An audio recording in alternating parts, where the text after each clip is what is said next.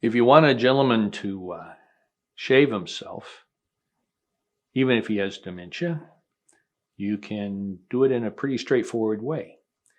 You can take an electric razor and you want to demonstrate how it's used and what it's used for before you give it to him.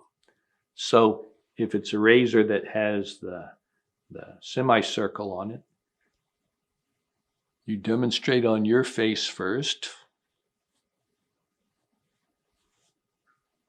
and then you hand it to the gentleman. What you're doing is you're showing that this is safe and also like what it's for. You can invite him to use it in the same way. If you've got circular blades, you move in circular motion, hand it to the person. That's a very different experience than a nurse assistant walking with a razor blade towards a guy to shave him and not saying anything.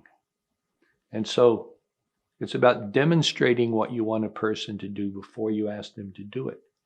And also showing that it's safe and it won't hurt. And you're also showing that you expect them to be able to do it, that you have confidence in their ability. And that's important.